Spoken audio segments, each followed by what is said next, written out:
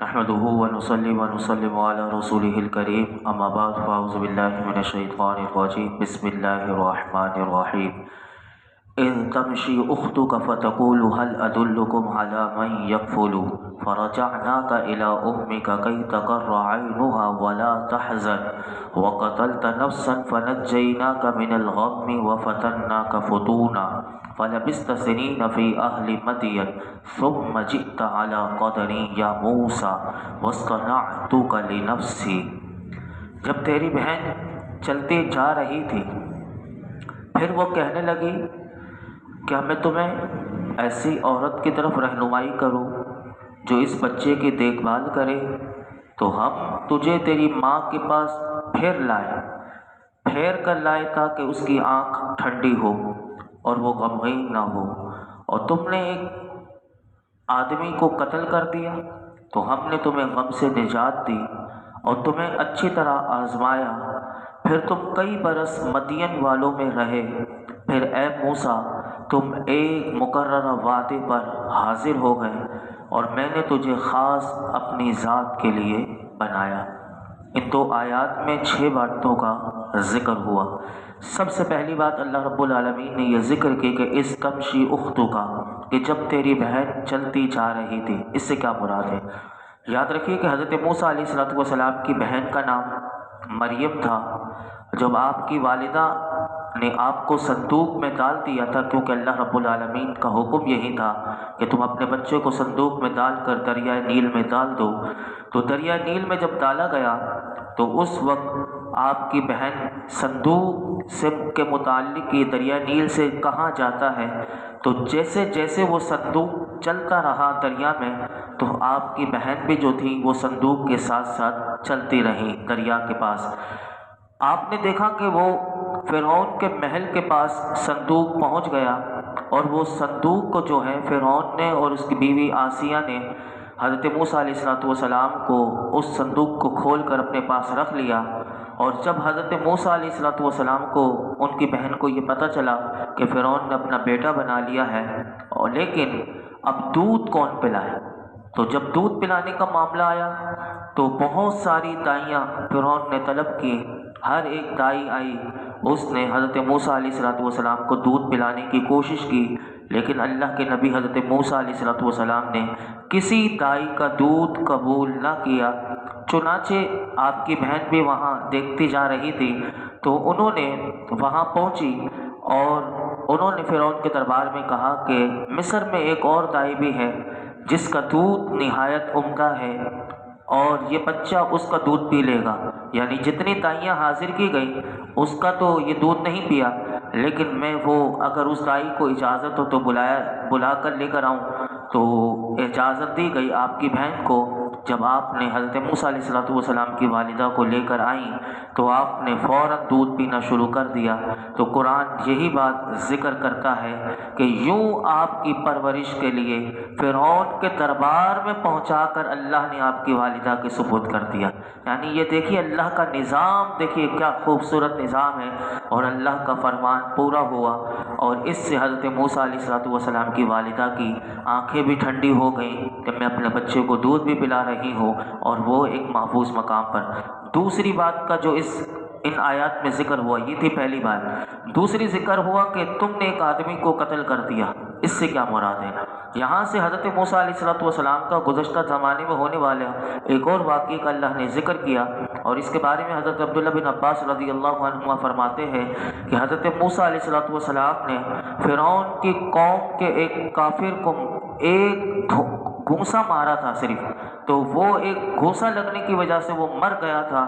اور اس کی وجہ سے آپ کو فرعون کی طرف سے اندیشہ ہوا کہ کہیں وہ آپ پر مقدمہ کر کے آپ کو قتل نہ کر دے۔ تو اللہ رب العالمین نے فرمایا کہ وَقَتَلْتَ نَفْسًا فَنَجَّيْنَاكَ مِنَ الْغَمِّ، کہ اے موسیٰ علیہ السلام سے فرمایا کہ ہم نے آپ کو وہ جو آپ کے ہاتھ سے قتل ہو گیا تھا تو اس کے غم سے آپ کو ہم نے نجات دی۔ تیسری بات جو اس آیت میں ذکر ہوئی وہ یہ کہ وہ فَتَنَّاكَ فُتُونًا، کہ ہم تمہیں اچھی طرح آزمایا۔ حضرت عبداللہ بن عباس رضی اللہ عنہما فرماتے ہیں کہ فتون کا ایک معنی تو آزمائش ہے، اور اس کے بعد یعنی دوسری آزمائش آ جانا، ایک آزمائش ختم نہ ہو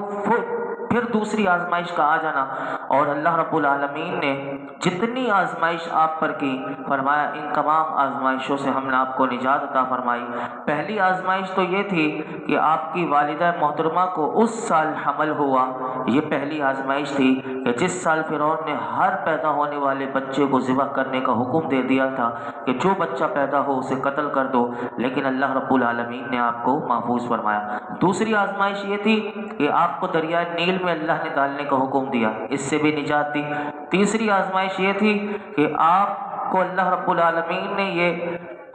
الہام یعنی اللہ رب العالمین کی طرف سے آپ نے کسی گائے کا دودھ قبول نہ کیا اور اپنی والدہ کا دودھ قبول کیا، یہ بھی اللہ کی طرف سے ایک آزمائش تھی۔ چوتھی آزمائش یہ تھی کہ آپ نے بچپن میں فرعون کی داڑھی کو کھینچا تھا، اور جس کی وجہ سے اس کی داڑھی کو کھینچنے کی وجہ سے اور تھپڑ مارنے کی وجہ سے اس نے آپ کو قتل کرنے کا حکم جاری کرنے کا ارادہ کیا تھا، لیکن اللہ رب العالمین نے اس کے قتل سے بھی بچایا۔ پانچویں آزمائش یہ تھی کہ آپ نے موتی کو اٹھانا چاہتے تھے، لیکن اللہ نے وہ آگ کا انگارہ آپ کے منہ میں جلوایا، اور یہ آزمائش بھی ایک، اس میں بھی آپ کی پوری زبان جل گئی تھی، لیکن اللہ رب العالمین نے اس میں بھی آپ کو سرخرو۔ چھٹی آزمائش آپ پر یہ تھی کہ آپ نے ایک ظالم قبطی، جس کا بھی میں نے دوسری بات میں ذکر کیا، یہ بھی ایک آزمائش تھی، وہ فرعون کی قوم کا تھا، آپ نے صرف ایک تھپڑ مارا تھا، اور ایک روایت میں ایسا بھی آتا ہے کہ آپ نے گھونسا مارا تھا، یہاں پر ایک تھپڑ کا بھی آتا ہے کہ آپ نے ایک تھپڑ مارا اور اس کو قتل کر دیا، اور فرعون کے خوف سے آپ مدین کی طرف تشریف لے گئے تھے۔ یہ ساری آزمائش تھی، تو اس کا ذکر قرآن نے کیا۔ چوتھی بات جو اس آیت میں ذکر ہوئی تھی وہ یہ کہ تم پھر کئی برس مدین والوں میں رہے۔ مدین یاد رکھیے گا مصر سے 8 منزل، یعنی اس کو علماء نے لکھا تقریباً 144 میل کے فاصلے پر ایک شہر ہے، اور یہاں حضرت شعیب علیہ السلام رہتے تھے، اور حضرت موسیٰ علیہ السلام مصر سے مدین آئے اور کئی برس تک حضرت شعیب علیہ السلام کے پاس رہے، اور ان کی جو صاحبزادی تھی صفورہ رضی اللہ تعالی عنہ، ان سے آپ کا نکاح ہوا، اور یہ پورا اللہ رب العالمین نے اس کا ذکر اس آیت میں کیا۔ پانچویں بات جو اس آیت میں ذکر ہوئی وہ یہ کہ اے موسیٰ تم ایک مقررہ وعدے پر حاضر ہو گئے، یعنی جب آپ کی عمر 40 سال کی ہوئی، اور وہ عمر ہوتی ہے کہ جس میں نبیوں کو وحی کی جاتی ہے، اس کا ہی اللہ نے ذکر کیا کہ جب آپ اپنی مقررہ وعدے کی عمر پر حاضر ہو گئے تو ہم نے آپ کو نبوت کی یعنی سرفراز کر کے آپ کی طرف وحی بھیجنا شروع کر دی۔ اور چھٹی بات جو اس دوسری آیت میں ذکر ہوئی تھی کہ میں نے تجھے اپنی ذات کے لیے خاص بنایا، تو اس سے یہاں سے یہ علماء نے لکھا کہ یہ خاص بنانا یہ ہے کہ اللہ رب العالمین نے آپ کو اپنی وحی اور رسالت کے لیے یعنی خاص آپ کو چن لیا، تو فرمایا میرے ارادے اور میری محبت کے مطابق تصرف کرے اور میری حجت پر قائم رہے اور میری مخلوق کے درمیان خطاب پہنچانے والا ہو۔ یہ تمام باتوں کا اس میں ذکر کیا۔ آگے کیا ہوا سنیے، فرمایا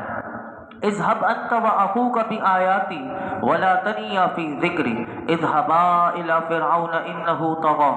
تم اور تمہارا بھائی دونوں میری نشانیاں لے کر جاؤ اور میری یاد میں سستی نہ کرنا، دونوں فرعون کی طرف جاؤ، بے شک اس نے سرکشی کی ہے۔ یہاں پر اللہ رب العالمین نے فرعون کے دربار میں بھیجا دونوں کو، حضرت موسیٰ علیہ السلام کو اور حضرت ہارون علیہ السلام کو، کہ جاؤ ان کے پاس میرے دیے ہوئے معجزات کو لے کر، میری نشانیاں لے کر فرعون کے پاس جاؤ، اور لیکن جب جاؤ تو جاتے ہوئے میرا ذکر ضرور کرنا۔ یہ بات قابل غور ہے کہ فرمایا کہ ہر حال میں میرا ذکر کرتے جانا، کہ کیوں، کس کے پاس جا رہے ہو؟ اس فرعون کے پاس جا رہے ہو کہ جس نے رب ہونے کا دعویٰ کر کے بہت بڑی سرکشی کی ہے۔ تو یہاں سے یہ بھی پتہ چلا کہ جو بھی تبلیغ کرنے والا ہو تو علماء نے لکھا کہ ہر وقت اسے بھی اپنا ذکر الہی کو معمول بنانا چاہیے۔ اب جانے کے بعد کیا کرنا ہے اس کا بھی ادب سکھایا، فرمایا فَقُولَ لَهُ قَوْلًا لَيِّنًا لَعَلَّهُ يَتَذَكَّرُ أَوْ يَخْشَىٰ، اور تو تم اس سے نرم بات کہنا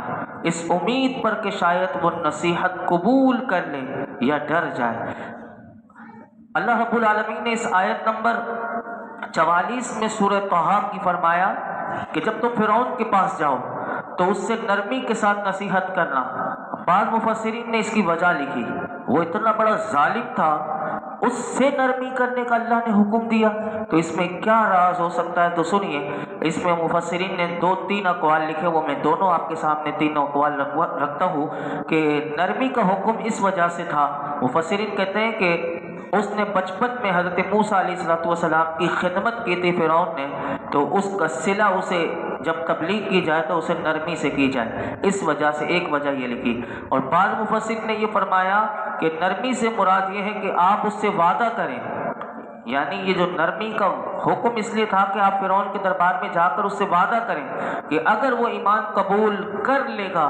تو فرعون جو ہے وہ ساری عمر جوان رہے گا، یعنی بوڑھا نہیں ہوگا اور کبھی بڑھاپا اس پر نہیں آئے گا، اور یہ وعدہ کر لیں کہ مرتے دم تک اس کی سلطنت بھی باقی رہے گی، کھانے پینے نکاح کی لذتیں بھی جو ہیں تا دم مرگ اس کی باقی رہیں گی، اور مرنے کے بعد جنت میں داخلہ نصیب ہوگا۔ یہ وعدہ اس سے کرنے کا حکم، یعنی مفسرین فرماتے ہیں کہ یہ اسے کہا گیا کہ نرمی سے مراد یہ تھا کہ جو آپ اس سے یہ تمام باتوں کا وعدہ کر لیں۔ حضرت موسیٰ علیہ السلام نے جب فرعون سے یہ وعدے کیے سارے، یعنی بہت زبردست یہ وعدے، تو اسے یہ بہت بات بڑی پسند آئی، اور اس نے ہاں بھی کرنا، یعنی وہ قبول کرنا چاہتا تھا کہ میں ایمان لے کر آ جاؤں، حضرت موسیٰ علیہ السلام کے رب پر ایمان لے کر آ جاؤں۔ لیکن اس کی بدبختی یہ تھی کہ اس نے ایک وزیر رکھا ہوا تھا، اور وزیر کا نام تھا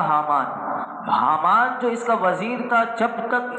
یہ اسے کوئی مشورہ نہیں دیتا تھا یہ کسی کی بات مانتا نہیں تھا۔ ہمارے یہاں بھی آج بھی ایسے لوگ پائے جاتے ہیں۔ تو فرعون نے کہا حضرت موسیٰ علیہ السلام سے کہ جب تک میں اپنے وزیر حامان سے کوئی مشورہ نہ کر لوں میں اس وقت قطعی فیصلہ نہیں کر سکتا، حامان سے میں پوچھ کر پھر میں آپ پر ایمان لے کر آ جاؤں گا۔ اور مفسرین فرماتے ہیں اس وقت حامان بدبخت یہ موجود نہیں تھا۔ جب حامان آیا تو اس نے یہ ساری باتیں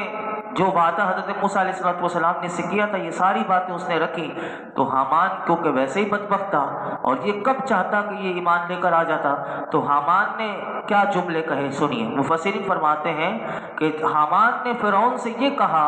کہ میں تو یہ سمجھتا تھا کہ تو بڑا دانا ہے، تو بڑا عقل مند ہے، اور لیکن تو کیا رب ہو کے تو بندہ بننا چاہتا، یعنی حضرت موسیٰ علیہ السلام بندہ بنانے، اللہ کا بندہ بنانے کے لیے، اور اس نے تو کیونکہ رب ہونے کا دعویٰ کیا تھا۔ حامان نے سب سے پہلی چوٹ یہ ماری، تو رب ہو کے تو بندہ بننا چاہتا ہے، تو معبود یعنی ہو کر تو معبودیت سے ہٹنا چاہتا ہے اور عابد بننے کی خواہش کرتا ہے۔ اب یہ دو باتیں ایسی تھیں کہ معبود ہونا اور رب ہونا، یعنی بندہ نہ ہونا اور عابد نہ ہونا، اس کو وہ سمجھتا تھا کہ یہ بہت معیوب سمجھنے لگا، اور تو فرعون نے کہا تو ٹھیک کہتا ہے، اور اس طرح مفسرین کہتے ہیں یہ ایمان قبول کرنے سے محروم رہا۔ اور اسی آیت میں اللہ نے ایک اور بات کہی، اس امید پر کہ شاید وہ نصیحت قبول کر لے یا ڈر جائے، یعنی آپ کی تعلیم اور نصیحت اے موسیٰ اس امید کے ساتھ ہونی چاہیے کہ آپ کو اجر و ثواب ملے اور اس فرعون پر حجت لازم ہو جائے، اور پھر قیامت کے دن اس کے پاس کوئی عذر باقی نہ رہے۔ حقیقت میں ہونا تو وہی ہے کہ جو اللہ کی تقدیر میں ہے، جو اللہ کی مشیت میں ہے، لیکن یہاں پر مفسرین نے 2-4 باتیں بڑی زبردست لکھی۔ ایک تو یہ غور کیجئے کہ اس آیت سے یہ پتہ چلا کہ اللہ کی رحمت اس آیت سے، یعنی اللہ کی رحمت کی ایک جھلک نظر آتی ہے کہ وہ اپنے رب، یعنی وہ فرعون کہ جو رب کا باغی ہے، جو سرکش ہے، اس سرکش اس باغی کے ساتھ اللہ نے کس طرح نرمی کرنے کا حکم فرمایا۔ تو مفسرین کہتے ہیں غور تو کرو کہ جب اپنے نافرمان بندے کے ساتھ اللہ کی نرمی کا یہ حال ہے تو جو اللہ والا ہوگا، جو اس کا اطاعت گزار ہوگا، جو اس کا فرما بردار ہوگا، اس کے ساتھ اس کی نرمی کا کیا عالم ہوگا۔ بندہ غور کرے۔ حضرت یحییٰ بن معاذ رازی رحمۃ اللہ علیہ فرماتے ہیں جب یہ ان کے سامنے یہ آیت کی تلاوت کی گئی تو حضرت یحییٰ بن معاذ جو اللہ کے بہت بڑے ولی ہیں، آپ نے یہ آیت سنی تو رونے لگ گئے۔ تو پوچھا گیا کہ آپ کیوں روتے ہیں یہ آیت سن کر؟ تو آپ کہنے لگے کہ اے اللہ، اور اس وقت اللہ رب العالمین کی طرف مخاطب کر کے لوگوں کو بتاتے ہوئے کہنے لگے اے اللہ، یہ تیری اس بندے کے ساتھ نرمی ہے کہ جو یہ کہتا ہے کہ میں معبود ہوں تو فرمایا کہ اس بندے کے ساتھ تیری نرمی کا کیا حال ہوگا کہ جو صرف کہتا ہی یہی ہے کہ مالک تو ہی معبود ہے، اور یہ تیری اس بندے کے ساتھ نرمی ہے کہ جو یہ کہتا ہے کہ تم لوگوں میں سب سے اعلیٰ رب ہوں، تو میرے مولا اس کے ساتھ تیری نرمی کا یہ عالم ہے۔ تو جو مسلمان یہ کہتا ہو کہ مالک تو رب ہے اور تو ہی پاک ہے اور سب سے بلند ہے، تو تیرا اس کے ساتھ نرمی کا کیا عالم ہوگا۔ یاد رکھیے کہ نرمی کے بارے میں بے شمار احادیث مبارکہ آتی ہیں، ہمارے اندر بھی سختی ہماری طبیعت میں اتنی آ گئی ہے۔ تو اس نیت کے ساتھ آج شب جمعہ بھی ہے، وقت میرا مکمل ہو گیا، 2-3 حدیث مبارکہ مختصر ہیں لیکن اس میں پیغام بہت بڑا ہے۔ ہم بھی اپنے آپ میں اپنے اندر نرمی پیدا کریں، اور اس حدیث پاک کو سنا کر میں بھی اللہ کی بارگاہ میں دعا کرتا ہوں کہ ہماری طبیعت سے سختی جو ہے، بے جا سختی اپنے گھر والوں پر اور لوگوں پر ہم سختی کرتے ہیں، اللہ اس سے ہمیں محفوظ فرمائے۔ سنی حدیث پاک، حضرت جریر رضی اللہ تعالیٰ عنہ سے روایت ہے کہ رسول اللہ صلی اللہ علیہ وسلم نے ارشاد فرمایا، جو شخص نرمی سے محروم رہا وہ بھلائی سے محروم رہا۔ دوسری حدیث مبارکہ حضرت ابو دردہ رضی اللہ تعالیٰ عنہ سے روایت ہے کہ نبی اکرم صلی اللہ علیہ وسلم نے ارشاد فرمایا، جس شخص کو نرمی میں سے حصہ دیا گیا اسے بھلائی سے حصہ دیا گیا، جسے نرمی سے محروم رکھا گیا اسے بھلائی کے حصے سے محروم رکھا گیا۔ ہماری ماں ام المؤمنین سیدہ عائشہ صدیقہ طیبہ طاہرہ رضی اللہ تعالیٰ عنہ فرماتی ہیں کہ اللہ کے محبوب علیہ الصلوۃ والسلام نے ارشاد فرمایا، اے عائشہ، اللہ تعالیٰ رفیق ہے۔ رفیق کا معنی نرمی ہوتا ہے، تو فرمایا اللہ تعالیٰ رفیق ہے، رفق یعنی نرمی کو پسند فرماتا ہے۔ رفیق کا معنی ایک دوست بھی ہے، اور رفیق فرمایا اللہ تعالیٰ رفیق ہے، اور رفق یعنی نرمی کو پسند فرماتا ہے۔ اور اللہ رب العالمین نرمی کی وجہ سے وہ چیزیں عطا کرتا ہے کہ جو سختی کی وجہ سے اور کسی اور وجہ سے اللہ عطا نہیں فرماتا۔ اور ایک اور حدیث پاک یہ بھی ہماری ماں ام المؤمنین سیدہ عائشہ صدیقہ طیبہ طاہرہ رضی اللہ تعالیٰ عنہ روایت کرتی ہیں کہ اللہ کے محبوب علیہ الصلوۃ والسلام نے ارشاد فرمایا کہ نرمی جس چیز میں بھی ہوتی ہے، فرمایا اسے وہ خوبصورت بنا دیتی ہے، اور جس چیز سے بھی نرمی کو نکال لیا جاتا ہے اسے وہ بدصورت کر دیتی ہے۔ اللہ رب العالمین ہماری زندگیوں میں بھی نرمی عطا فرمائے، اور ہمیں حق بیان کرنے اور حق کو سننے اور حق پر عمل کرنے کی توفیق عطا فرمائے۔ الحمدللہ رب العالمین، والصلاة والسلام على سید الانبیاء والمرسلین وعلى آلہ واصحابہ اجمعین۔ اللہ پاک جو کچھ سنا ہے اس میں کوئی غلطی کوتاہی معاف فرما، اپنی بارگاہ میں قبول فرما، قرآن حکیم کا فیضان عطا فرما، قرآن حکیم کے ساتھ تا دم مرگ مولائی کریم جب تک ہماری زندگی کی آخری سانس ہو، ہمیں قرآن حکیم کے ساتھ وابستہ رہنے، پڑھنے، سمجھنے، سمجھانے، تلاوت کرنے، عمل کرنے کی توفیق عطا فرما۔ یا رب العالمین، درس قرآن کی برکت سے ہماری بے حساب مغفرت فرما، ہمارے والدین کی مغفرت فرما، میرے آقا کی تمام امت کی مغفرت فرما، دین و دنیا کی خیر خیر خیر، عافیتیں، سلامتیاں، بھلائیاں، عزتیں، خوشحالیاں، مولائی کریم رزق کی خوشحالی، رزق کی برکتیں، اور مولائی کریم اعمال صالحہ کی توفیق، مولائی کریم یہ تمام چیزیں ہمیں اپنے فضل و کرم سے عطا فرما۔ یا رب العالمین، اس درس قرآن میں جتنے حاضرین موجود ہیں اللہ سب کی جھولیوں کو، دامنوں کو مرادوں سے بھر دے، جو بیمار ہیں اللہ سب کو شفا دے دے۔ محمد جمیل صاحب یہ بہت بیمار ہیں، ڈاکٹروں نے صرف دعا کے لیے کہا، اللہ ان کی جو بیماری ہو ان کی دور فرما دے، ان کے حق میں جو بہتر ہو ان کے لیے آسانی فرما۔ ہم سب کو ایسی ناگانی موت سے، مولائی کریم بستروں کی موت سے، اللہ تیری ناشکری سے، نافرمانی سے ہمیں محفوظ فرما، ہمیں عافیتیں، سلامتیاں عطا فرما، اسلام والی زندگی، مولائی کریم ذکر اللہ والی زندگی، نمازوں والی زندگی، مولائی کریم ذکر اللہ ذکر رسول والی زندگی مرتے تب تک ہمیں عطا فرما۔ وصلی اللہ تعالی علی خیر خلق محمد وعلی آلہ وصحبہ اجمعین۔